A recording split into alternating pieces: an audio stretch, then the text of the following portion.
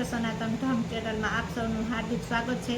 આજે હું પાસુકુસા એકાદશ એટલે આસો સુદની 11ની વાર્તા કહીશ અને વિધિ પણ કહીશ। તો બધા મારી ચેનલને લાઇક કરજો, સબસ્ક્રાઈબ કરજો, કોમેન્ટ કરજો અને શેર પણ કરજો। બધાને મારે ઓમ નમો નારાયણ અને જય શ્રી કૃષ્ણ। એકવાર ધર્મરાજા યુધિષ્ઠિર ભગવાન શ્રી કૃષ્ણને આસો સુદ શુક્લા એકાદશીનું 11નું વ્રત અને મહિમા જણાવતા વિનંતી કરી। જવાબમાં શ્રી કૃષ્ણ ભગવાન બોલે, હે ધર્મરાજા, આ એકાદશીને પાસુકુસા એકાદશી તરીકે ઓળખાવે છે। આ એકાદશીએ સ્વર્ગ તથા મોક્ષ દેનાર એવા નારાયણ ભગવાનની પૂજા અને મનોકામના સિદ્ધ કરવા માટે કરવી।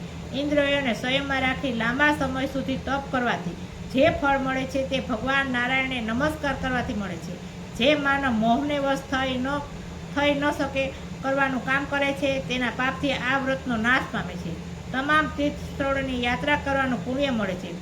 હજારા યજ્ઞ અને સેંકડો રૂપિયાનું દાન ધર્મ કર્યા જેટલું પુણ્ય પણ આ એકાદશીનો ઉપવાસ કરનારને મળે છે।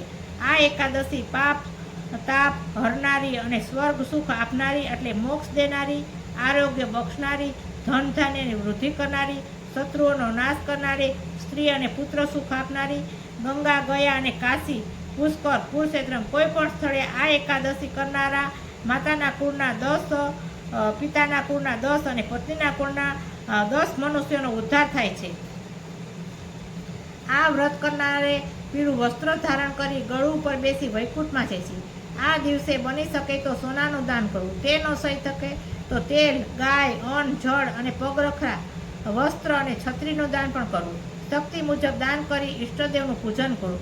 જે મનુષ્ય આ દિવસે તળાવમાં, કૂવામાં, વાવ આદિ ખોદાવી અને બગીચા બનાવે છે, ધર્મશાળા બંધાવે, ભોજન ગૃહ ચલાવે છે અને ગરીબો માટે મફત દવાખાના ચાલુ કરે છે, તેને જમની યાતના ભોગવવી પડતી નથી અને એને સર્વ સુખ પ્રાપ્ત થાય છે। ઇતિ સ્કંદ પુરાણે આસો શુક્લ પક્ષે પાસુકુસા એકાદશી સમાપ્ત। ઓમ નમો નારાયણ, જય શ્રી કૃષ્ણ।